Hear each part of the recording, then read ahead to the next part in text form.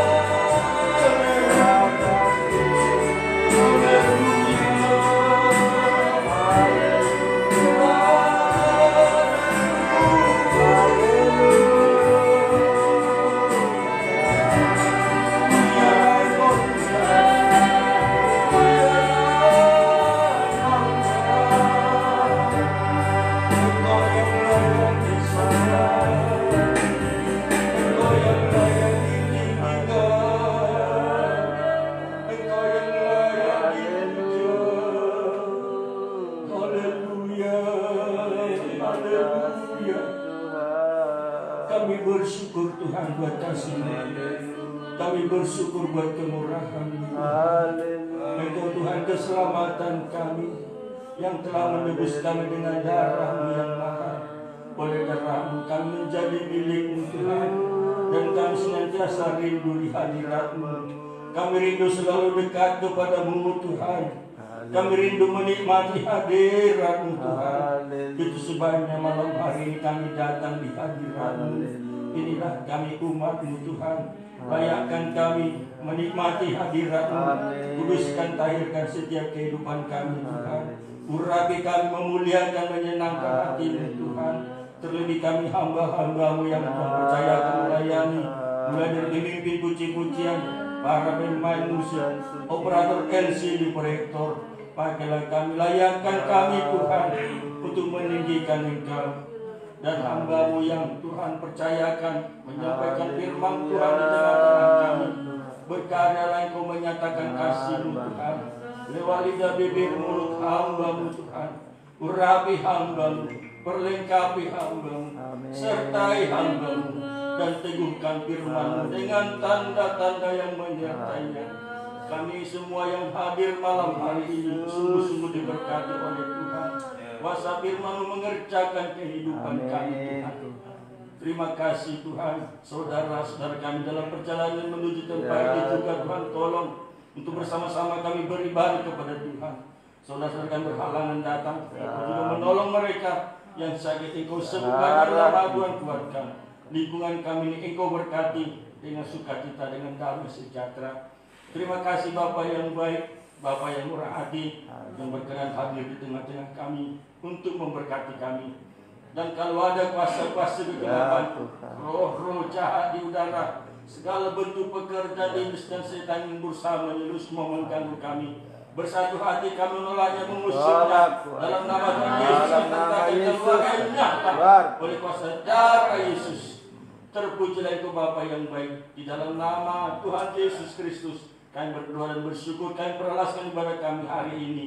Haleluya, bersama kita katakan amin. Puji Tuhan. Kita persilakan duduk. Haleluya.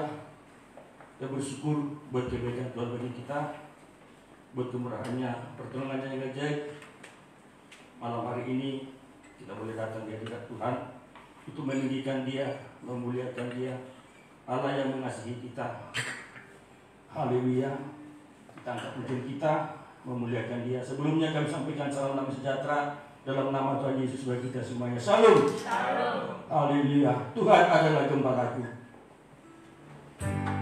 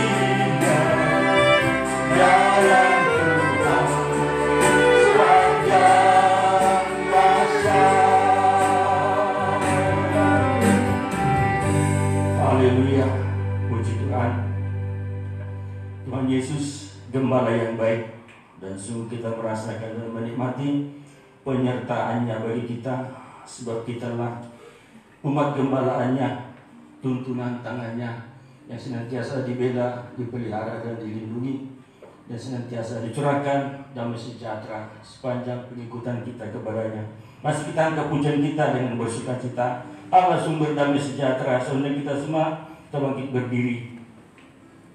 Segala kekhawatiran, segala kebimbangan kuserahkan padanya. Haleluya.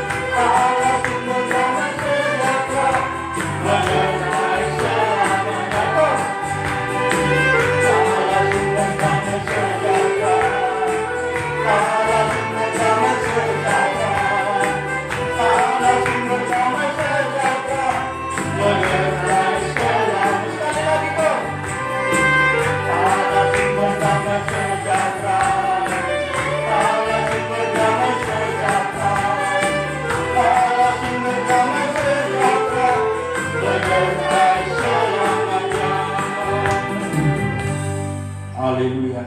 Puji Tuhan, kita persilakan duduk. Dia menyertai kita selama-lamanya. Dia tidak biarkan kita yatim piatu. Dia utus Roh Kudus diam di dalam kita, menyertai kita selama-lamanya. Haleluya. Mas, kita kepujian kita, curahan Roh Kudus.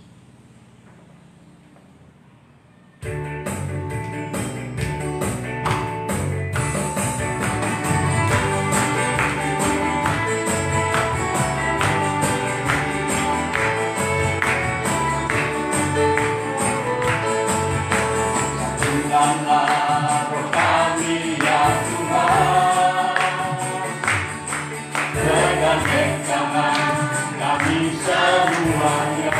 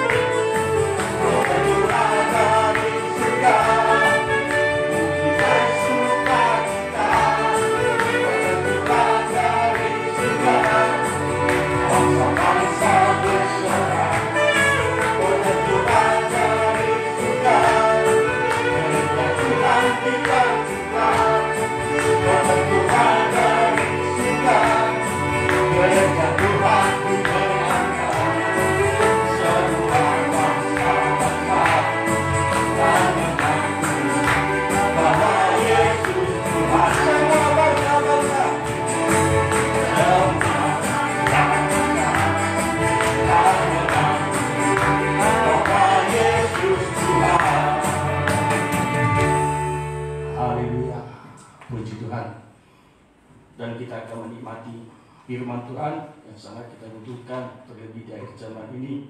Firman Tuhan menjadi pegangan hidup kita. Firman Tuhan menjadi pelita bagi kita, menerangi perjalanan kita. Kita siapkan hati kita untuk diberkati oleh Tuhan. Sehingga kita semua bersama kita bangkit berdiri, kita angkat pujian kita. Ku buka pintu hati.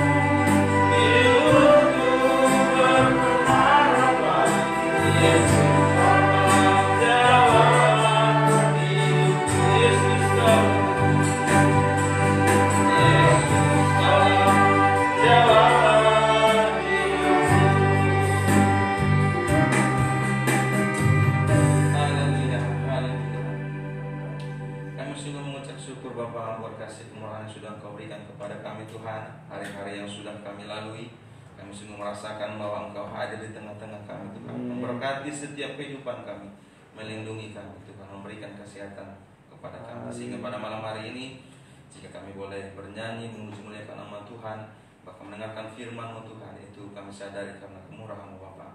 Dan sebab itu Bapa, mari urapi kami semua yang hadir di tempat ini.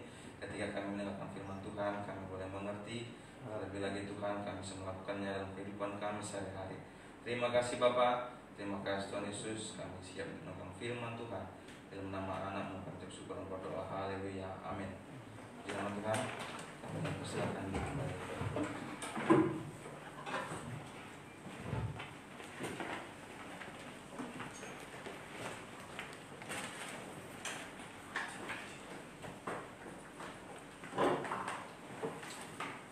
Kami menyampaikan salam sejahtera dalam nama Tuhan Yesus Kristus. Shalom. Puji nama Tuhan, kita selalu bersyukur kepada Tuhan karena dalam kehidupan kita merupakan salah satu yang Tuhan inginkan. Kita bersyukur kepada Tuhan bukan karena kita selalu diberkati Tuhan atau dalam kehidupan kita tidak ada masalah, tetapi apapun yang terjadi dalam hidup kita, baik itu kurang baik atau diberkati Tuhan, mari kita sama-sama belajar mengucap syukur. Tidak mudah, tetapi itu yang harus kita pelajari. Malam hari ini kita akan mendengarkan firman Tuhan. Sebelum kita datang kepada Tuhan untuk berdoa dan menyembah kepada Tuhan, malam hari ini kita pelajari dan memberikan firman Tuhan kita malam hari ini adalah sabar di tengah situasi yang sulit. Ya, 2 minggu yang lalu kita belajar bahwa seorang anak Tuhan harus memiliki sifat yang sabar ya, karena banyak hal ya, kalau kita memiliki sifat kesabaran gitu ya. Di hari-hari ini kita juga melihat banyak hal yang terjadi dalam hidup kita gitu ya. Masa pandemi bukannya selesai tetapi masih terus berlangsung, kita nggak tahu kapan selesai gitu ya. Belum lagi kita dengar banyak peperangan yang terjadi ya, yang mengakibatkan juga dampaknya ke negara kita. Itu banyak hal-hal yang sulit yang kita alami. Tetapi kita di tempat ini syukur kepada Tuhan, yang Tuhan pelihara hidup kita gitu ya. Tetapi untuk menghadapi situasi-situasi yang sekarang ini gitu ya, hal yang perlu kita pelajari, minggu lalu juga kita sudah pelajari, kita harus memiliki sifat gitu ya, menguasai diri, atau bahasa lain lebih mudah sabar gitu ya. Orang yang punya sifat sabar gitu ya, ibarat itu bola basket gitu ya. Kalau bola basket, kalau kita jatuhkan dia nggak pecah ya, justru semakin jatuh dia maka makin naik ke atas. Beda dengan benda lain, mungkin kalau kaca jatuh pecah gitu ya. Kita anak-anak Tuhan juga, ketika kita bersama Tuhan mungkin nampaknya jatuh, tetapi karena kita bersama Tuhan, Tuhan angkat kita. Tokoh Alkitab yang dikenal dengan sabar itu atau tabah ya, Ayub ya, Ayub kenal sekali ya, begitu banyak peristiwa pahit dalam hidupnya ya, tetapi firman Tuhan mencatat bahwa Ayub mampu melewati segala sesuatu. Kita baca Yakobus 5 ayat 11. Ini yang kita pelajari malam hari ini ya. Situasi apapun yang terjadi, sungguh kalau kita sabar ya, menanggung segala sesuatu. Rasul Paulus juga menuliskan pesan kepada jemaat di Roma, bersukacitalah dalam pengharapan, sabarlah dalam kesesakan, tekunlah berdoa begitu ya. Kita juga bersyukur mengapa kita bersukacita dalam pengharapan, karena situasi apapun yang kita alami, kita punya pengharapan ya, Yesus Kristus ya. Kita tidak berharap akan dunia ini, tetapi kita sama seperti ya orang-orang tokoh-tokoh kita gitu ya, merindukan suatu tanah air surgawi, Yerusalem yang baru. Kemudian ketika kita harus sabar kesesakan, karena dari situ kita membentuk karakter kita menjadi emas yang murni. Mari kita baca Yakobus pasal yang kelima. Yakobus pasal yang kelima, ayat yang ke-11. 1, 2, 3 ya. Sesungguhnya kami menuntut mereka berbahagia, yaitu mereka yang telah bertekun. Kamu telah mendengar tentang ketekunan Ayub, dan kamu telah tahu apa yang pada akhirnya disediakan Tuhan baginya. Karena penuh belas kasihan. Ya, kalau kita ingat kembali bagaimana Ayub ya, menghadapi situasi yang sulit. Ya, Ayub ya, bukan tokoh yang tidak baik. Ayub mencatat bahwa Ayub itu seorang yang saleh. Tetapi atas izin Tuhan, gitu, Ayub mengalami masa-masa yang sulit. Dari masa-masa yang sulit itu, Ayub mampu bertahan, sabar menanggung kesesakan. Tetapi pada akhirnya, kalau kita baca kembali, Tuhan memulihkan, ya, memulihkan keadaan Ayub lebih dari kehidupan semula. Tetapi hal yang penting bukan karena dia balik kehidupannya semula, ya, atau ayat mencatat itu hartanya dipulihkan Tuhan 2 kali lipat. Tetapi yang paling penting ketika Ayub berhasil melewati masa-masa sulit itu, Ayub lebih mengenal Tuhan. Ya, dia berkata, kalau dulu dia dengar Tuhan itu dari orang saja, tetapi sekarang dia bisa mengenal Tuhan lebih dalam. Mari kita baca ayat 42. Ya. Dalam kehidupan kita memang kadang terjadi situasi yang tidak baik atau tidak sesuai dengan harapan kita. Ya, kita harus belajar bahwa itu mungkin membentuk kita supaya kita itu lebih mengenal Tuhan lagi. Begitu ya. Jadi kalau awal mula Ayub itu memiliki banyak harta, gitu, banyak hartanya, kemudian sisi Tuhan, Ayub mengalami masa-masa yang sulit. Ketika Ayub sudah selesai, mampu bertahan, ayat tadi mencatat dia tekun, sabar, gitu ya. Apapun yang dia katakan, ayat mencatat dia tidak berdosa dalam perkataannya. Tetapi setelah itu Tuhan pulihkan 2 kali lipat dari apa yang ia miliki. Tetapi yang paling penting adalah dari peristiwa yang alami, dari masa-masa yang ia alami, si Ayub lebih lagi mengenal Tuhan. Ya, Ayub pasal 42 ayat yang ke-5. 1, 2, 3 ya. Hanya dari kata orang saja aku mendengar tentang engkau, tetapi sekarang mataku sendiri memandang. 6. Oleh sebab itu aku mencabut perkataanku dan dengan menyesal aku duduk dalam debu. Gitu ya. Jadi kita juga begitu. Dalam kehidupan kita mungkin sesuatu ingin Tuhan bentuk, tetapi ayo kita mari belajar bahwa Tuhan ingin membentuk karakter kita. Satu lagi Ayub pasal yang ke-23. Ayub pasal 23. Ayub pasal 23. Ayub punya tekad yang luar biasa. Ia katakan kalau Tuhan uji, tentu ia akan muncul seperti emas. Ya, ini juga kita, apapun yang kita lalui, ayo kita bisa muncul ya seperti emas. Mari ayat 23, ayat 10, 11 dan 12. Ayat 23, ayat 10, 11 dan 12. 1, 2, 3. Iya. Karena ia tahu jalan hidupku, seandainya ia memuji aku akan timbul seperti emas. Kakiku tetap mengikuti jejaknya. Aku menuruti jalannya dan tidak menyimpang. Perintah dari bibirnya tidak kulanggar. Dalam sanubariku kusimpan ucapan mulutnya. Gitu ya, ini keyakinan Ayub. Gitu ya, yang mengatakan bahwa Tuhan tahu jalan hidupnya. Ketika seandainya Tuhan uji pun, dia punya keyakinan dia akan tampil, gitu ya, timbul seperti emas. Karena dia tetap berpegang oleh kebenaran firman Tuhan. Oleh sebab itu tadi dikatakan ya, Yakobus bahwa setiap orang gitu yang memiliki sifat tekun, ya, sikap tekun, sabar, gitu ya, akan disebut berbahagia. Menanti kedatangan Tuhan juga kita harus sabar. Ya, banyak orang gugur meninggalkan Tuhan di masa-masa yang lalu, begitu banyak nubuatan gitu ya. Kalau Tuhan datang tahun 2000, banyak orang yang sungguh-sungguh begitu. Ternyata sudah lewat tahun 2000, Tuhan juga tidak datang, gugur. Banyak orang begitu, tidak sabar.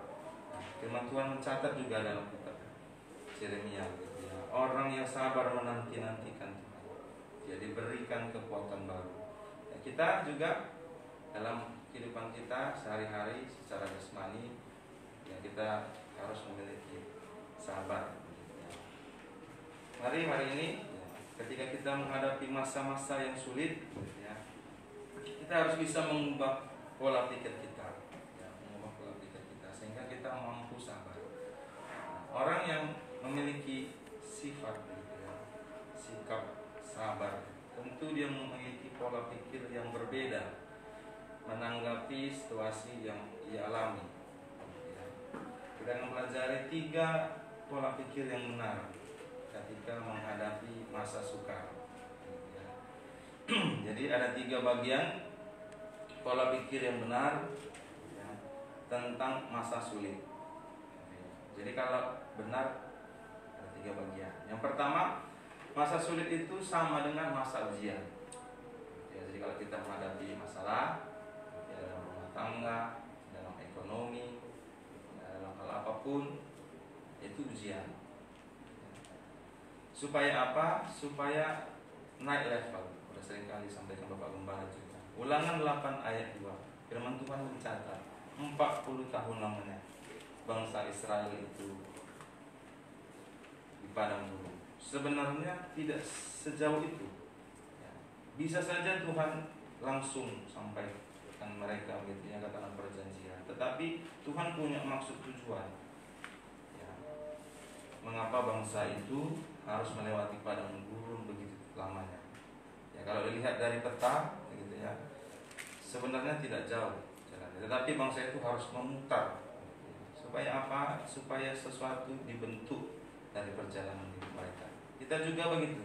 Ya, ketika kita di padang gurun, masa-masa sukar yang kita alami, ya, ada karakter yang harus dibuang dari kita, supaya kita bisa segambar dan serupa dengan Tuhan. Firman Tuhan mencatat, gitu ya. Karena Allah begitu sempurna, kamu juga harus belajar untuk sempurna. Ulangan 8 pasal 2. Ulangan 8 ayat yang kedua. Mari ulangan 8 ayat yang kedua. 1, 2, 3 ya. Ingatlah kepada seluruh perjalanan yang kau lakukan atas kehendak Tuhan Allahmu di padang gurun selama 40 tahun ini dengan maksud merendahkan hatimu dan mencobai engkau untuk mengetahui apa yang ada dalam hatimu, yakni apakah engkau berpegang pada perintahnya atau tidak. Ya, jadi kalau kita menghadapi persoalan, ada sesuatu yang Tuhan ingin tahu bagaimana hati kita. Kadang banyak sekali anak-anak Tuhan begitu ya, ketika diberkati Tuhan berapi-api, ya, memuji muliakan nama Tuhan, ikut Tuhan. Tetapi ketika ada sedikit permasalahan dalam kehidupan, ya, salah apapun itu, kadang mundur. Nah, kita tidak seperti itu, gitu ya. Tuhan mau melihat bagaimana respon kita. Ya, bangsa Israel selama 40 tahun itu Tuhan ingin lihat 2 kesalahan bangsa Israel. Ya, 2 saja kesalahan bangsa Israel. Sebenarnya ada banyak, tapi 2 saja yang Tuhan dapatkan dari perjalanan itu. Sehingga hanya 2 orang saja yang sampai ke tanah perjanjian dari orang-orang dari Mesir. Yang lainnya selebihnya lahir di padang gurun. Yang pertama, ketika menghadapi masalah, bangsa Israel itu selalu ingin pulang ke Mesir. Jadi kalau ada masa sulit, dia langsung bilang, lebih enak di Mesir. Di Mesir begini, di Mesir begini. Padahal kita tahu bahwa di Mesir bangsa itu sungguh sangat menderita. Gitu ya. Mereka diperbudak, membangun kota Piton dan Ramses. Tetapi ketika ada sedikit masalah, kurang air misalnya, langsung, lebih enak di Mesir. Gitu ya. Kenapa kamu bawa kami seperti ini? Ketika pengen makan daging, di Mesir banyak bawang prei, ada begini. Kadang kita begitu ya, ketika ada masalah selalu ingin kembali ke dunia. Padahal jelas kita sudah ditebus oleh darah Kristus. Ketika ada masalah ekonomi kurang sedikit, langsung ingin cari jalan pintas yang lain. Begitu ya, dalam kehidupan kita sehari-hari. Nah, itu sebabnya ada ujian kita. Tetapi ketika kita bertahan menghadapi ujian itu, hasilnya bukan saja 1 kali lipat seperti yang dialami Ayub. Tuhan gandakan. Ya, coba kita baca itu ya. Bangsa Israel itu selalu ingin pulang ya ketika ada masalah. Bilangan 11. Selalu dia ingat Mesir. Nah, kita juga ya jangan begitu. Ketika kita hadapi masalah, jangan tinggalkan Tuhan, justru makin erat kita kepada Tuhan. Karena hasilnya sungguh luar biasa. Ya. Bilangan 11 ayat yang keempat dan kelima. Ini suatu cerita yang sudah sering kali kita baca. Ya, Ulangan 11 ayat 4 dan 5. Mari kita baca bersama-sama. 1, 2, 3 ya. Orang-orang bajingan yang ada di antara mereka kemasukan nafsu rakus, dan orang Israel pun menangis pula serta berkata, siapakah yang akan memberi kita makan daging? Kita teringat akan ikan yang kita makan di Mesir dengan tidak membayar apa-apa, kepada mentimun dan kepada semangka, bawang pre, bawang merah dan bawang putih. 6. Tetapi sekarang kita pusing, tidak ada suatu apapun kecuali mana ini saja yang kita lihat. Ya, sungguh ini memutarbalikkan fakta. Ya, kalau kita lihat, kalau kita ingat kembali kalau kita Keluaran, begitu bangsa itu sangat menderita. Mereka berseru-seru pada Tuhan supaya dilepaskan mereka. Oleh sebab itu Tuhan utus Musa. Tetapi ketika sudah Tuhan bawa mengalami proses pembentukan karakter, nggak sabar, langsung ingin pulang. Kalau di Mesir, gitu ya, bawang pere begitu ada, kalau di sini tidak ada. Gitu. Padahal kalau mereka menyadari, mereka hanya ikut Tuhan, begitu ya, tidak menanam, ya, tidak menabur, tetapi Tuhan pelihara.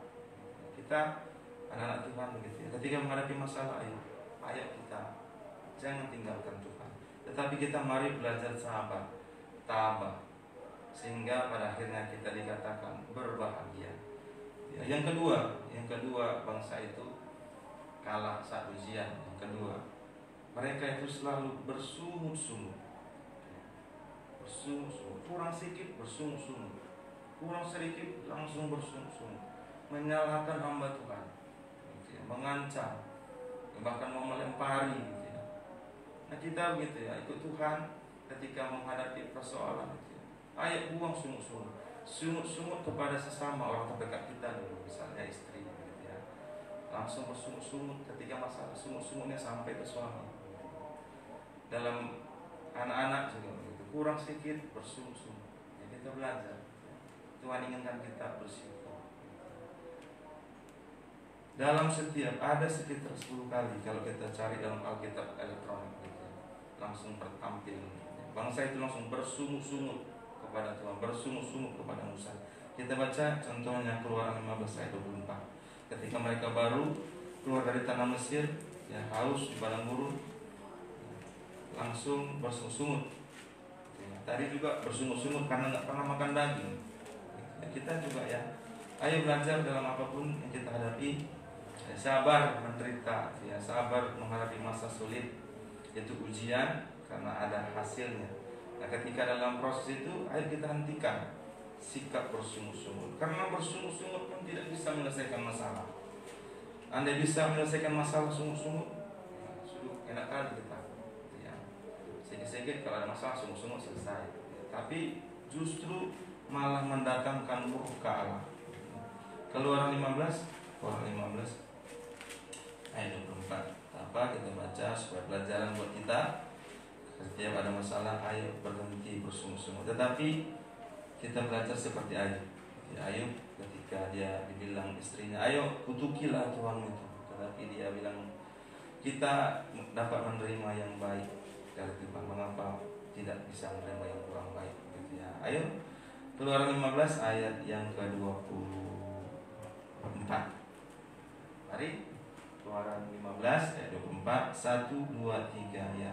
Lalu bersungut-sungutlah bangsa itu kepada Musa, kata mereka, apakah yang akan kami minum? Ya, jadi dua hal itu yang Tuhan dapat ketika di padang gurun. Belum lagi yang lain, ada yang mencuri lagi, banyak hal. Tetapi dua hal ini contoh kita malam hari ini. Ketika dalam masa sulit, ingat kita sedang ujian. Mari jangan tinggalkan Tuhan. Kemudian jangan bersungut-sungut. Ya, itu yang pertama. pola pemikiran yang benar tentang masa yang sulit. Yang kedua, masa sulit itu adalah tempat belajar. Padang gurun tempat belajar. Tadi bangsa Israel itu diuji di padang gurun 40 tahun namanya. Yang kedua, masa sulit itu harus kita pikirkan bahwa ini sekarang sedang kekurangan. Berarti hari ini kita belajar. Jadi masa sulit itu tempat belajar. Contohnya padang gurun ya, masa sulit padang gurun. Contohnya Tuhan Yesus. Tuhan Yesus 40 hari juga. 40 hari 40 malam di bawah Roh Kudus ke padang gurun. Ya, kita baca Lukas pasal yang keempat. Nah, ketika dalam situasi yang tidak baik itu, kita tahu bahwa 40 hari 40 malam Tuhan Yesus berpuasa, ya. Nah, ada hal yang dipelajari dari situ. Belajar apa kita dari masa yang sulit? Pelajarannya adalah belajar untuk tetap berpegang pada firman Tuhan. Ya, jadi sedang ada masa sulit, kita ingat bahwa sekarang masa sulit ini ujian, gitu ya. Kemudian sekarang ini saya sedang belajar di masa sulit ini. Belajar untuk apa? Belajar untuk tetap berpegang pada firman Tuhan. Ketika itu Tuhan Yesus dicobai iblis. Ditawarkan 3 hal. Tetapi dalam hal itu Tuhan menang. Mengapa Tuhan bisa menang melawan pencobaan itu? Karena Tuhan selalu andalkan firman Tuhan. Lukas pasal 4 ayat yang pertama. Lukas 4 ayat yang pertama. Mari kita baca 4 ayat pertama sampai ayat yang keempat. Nanti selanjutnya bisa dibaca oleh sidang jemaat di rumah. Tetapi ini sudah sering kali kita ingat ya. So, kita baca semua. Lukas 4 ayat 1 sampai 4. 1, 2, 3 ya. Yesus yang penuh Roh Kudus kembali dari sungai Yordan, lalu dibawa oleh Roh Kudus ke padang gurun. Di situ ia tinggal 40 hari lamanya dan dicobai iblis. Selama di situ ia tidak makan apa-apa, dan sesudah waktu itu ia lapar. Lalu berkatalah iblis kepadanya, "Engkau anak, suruhlah batu ini menjadi roti." Jawab Yesus kepadanya, "Ada tertulis, manusia hidup bukan dari roti saja." Gitu ya, ketika dihadapkan tentang masa sulit. Masa sulitnya apa? Tentu berbicara tentang dia lapar, gitu ya. Nah, tetapi Tuhan belajar ya, ketika situasi sulit berpegang pada firman Tuhan. Kita juga begitu ya, kalau ada masa sulit ya, ingat saja, saya sedang belajar tetap teguh pada firman Tuhan, gitu ya. Jadi ayo dalam situasi apapun gitu ya, sabar kita menderita ya. Mari kita tiru gitu ya, teladani Tuhan Yesus tadi. Bilang iblis, "Jika engkau anak Allah, suruhlah batu ini menjadi roti." Bisa enggak? Bisa Tuhan jadikan. Tetapi ya, Tuhan tidak lakukan itu ya. Justru ia menjawab bahwa manusia hidup bukan dari roti saja, tetapi melalui firman yang disampaikan Tuhan. Ya, jadi itu yang poin kedua. Masa sulit tadi, masa di mana kita itu sedang diuji untuk menaikkan level kita, gitu ya. Membentuk karakter kita. Karakter yang buruk dibuang, padang gurun tinggal karakter yang baik. Gitu ya. Kemudian yang kedua, kita belajar di masa sulit supaya kita tetap pegang firman Tuhan, bukan pegang kata-kata orang lain. Gitu ya. Kemudian yang ketiga, masa sulit itu yang benar ketika kita pikirkan gitu ya, adalah di mana kita melihat kemuliaan Tuhan.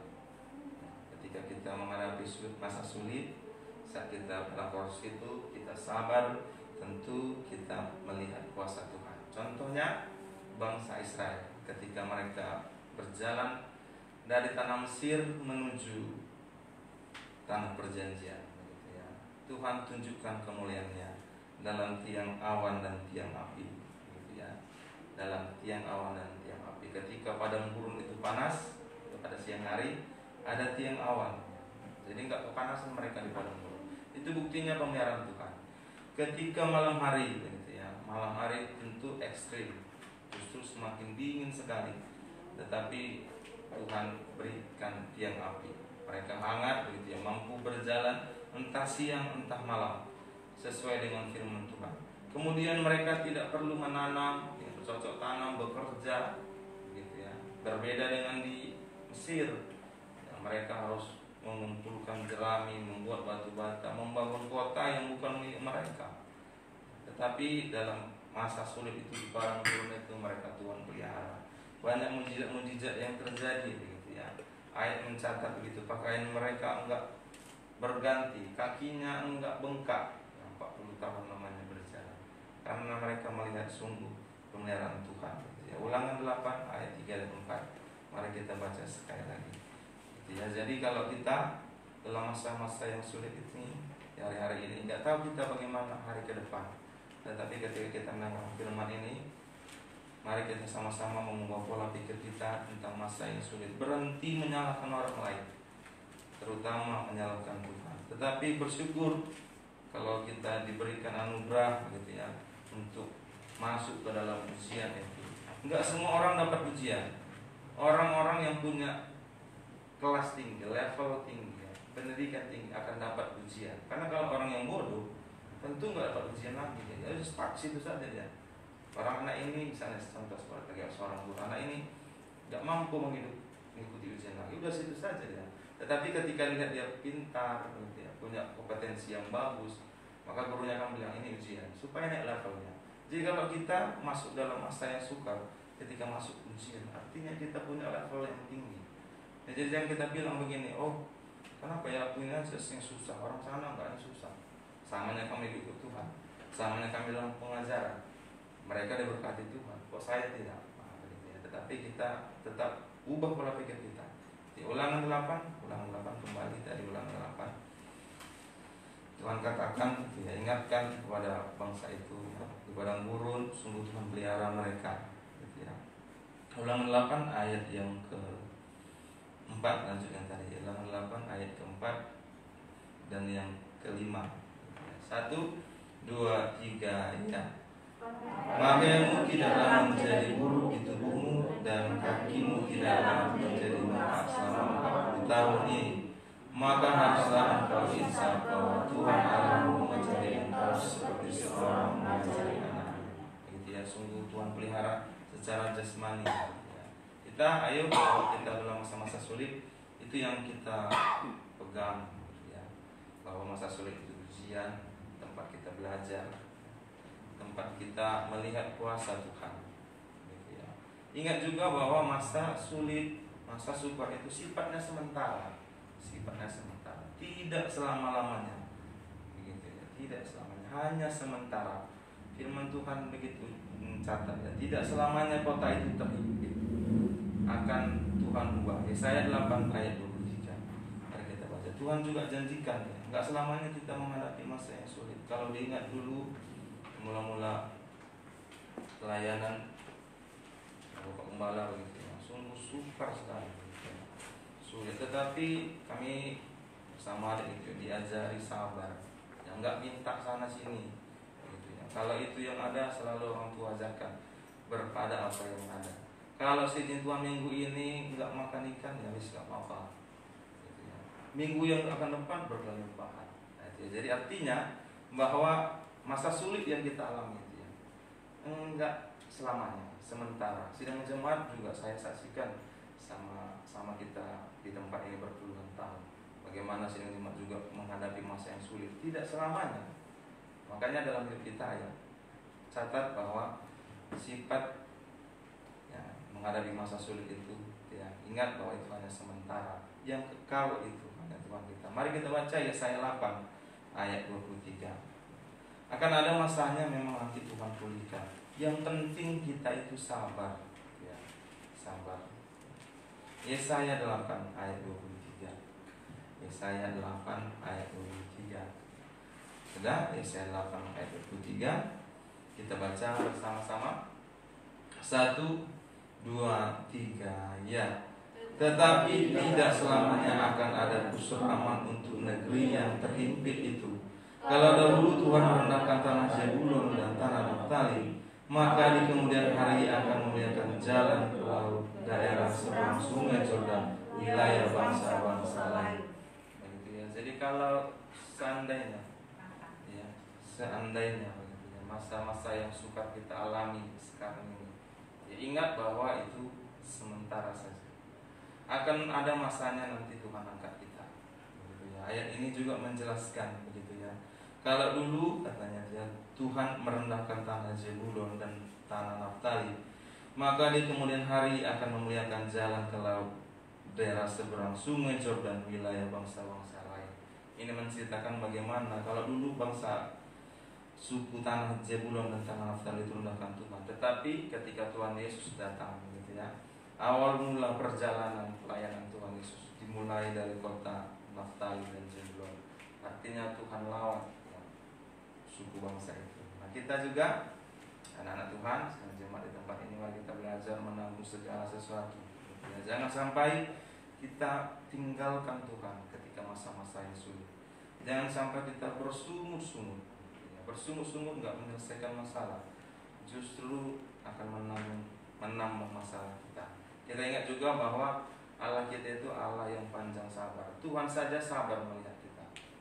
Ya, masa kita nggak sabar gitu ya. Pentingnya sabar itu yang kita harus terapkan terhadap sesama ya. Kita harus juga sabar ya, kepada sesama gitu ya. Orang tua sabar melihat anaknya ya. Suami istri saling sabar gitu ya. Kolose 3 ayat 13. Prakteknya dalam kehidupan kita sehari-hari ya, bukan hanya sebagai melewati masa sulit ya, tetapi kita dalam kehidupan kita sehari-hari juga sesama saudara seiman gitu ya, sesama manusia, bukan hanya untuk orang satu gereja kita saja atau seagama kita, tetapi untuk semua orang. Ayo kita belajar sabar gitu ya, menguasai hati kita. Kolose 3 ayat yang ke-13. Kolose 3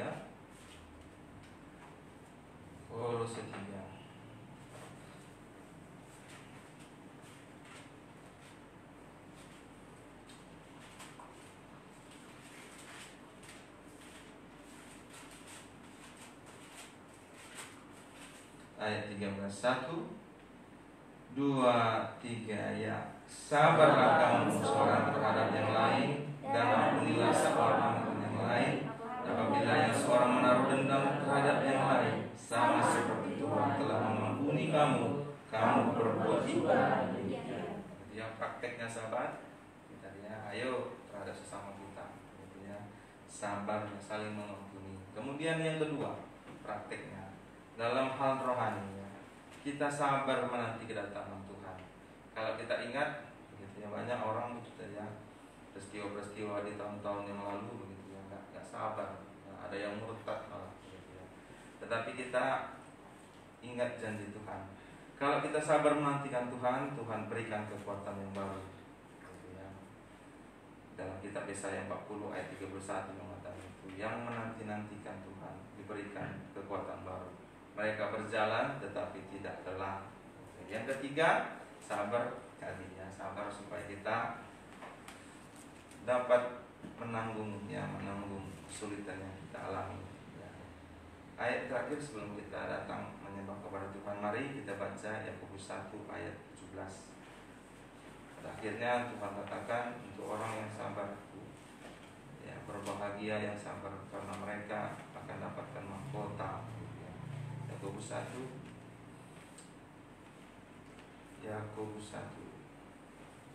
ayat yang ke-12. Yakobus 1 ayat 12. Ya, hari-hari ini mari kita ubah pola pikir kita ketika kita menghadapi masa yang sukar. Mari kita baca Yakobus 1 ayat yang ke-12. 1, 2, 3 ya. Berbahagialah orang yang bertahan dalam cobaan, sebab apabila ia sudah teruji, ia akan menerima mahkota kehidupan yang dijanjikan Allah kepada barang siapa yang mengasihi. Puji nama Tuhan. Ini yang menjadi renungan kita malam hari ini. Mari kita ubah pola pikir kita ketika kita menghadapi masalah yang tidak baik, atau ketika kita berjalan perjalanan yang tidak sesuai dengan harapan kita. Mari kita pikirkan bahwa hal itu adalah sebuah ujian. Masalah yang kita hadapi itu adalah tempat di mana kita belajar untuk berpegang kepada firman Tuhan. kemudian kita ingat bahwa masa-masa yang kita alami yang tidak baik itu merupakan tempat di mana kita melihat kemuliaan Tuhan. Puji nama Tuhan, pemain musik maju ke depan. Kita bernyanyi memuliakan nama Tuhan sebelum kita datang menyembah kepada Tuhan.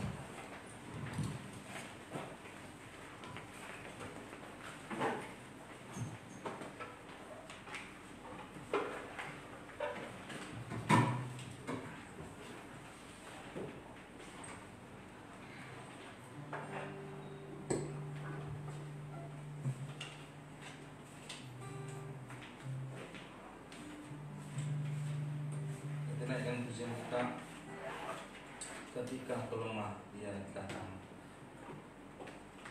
Nyanyi rohani 105. Nyanyi rohani 105. Yang kita percaya dalam setiap kehidupan kita, apapun yang kita alami, Tuhan Yesus selalu beserta kita. Ketika aku lemah dia datang. NR nomor 105.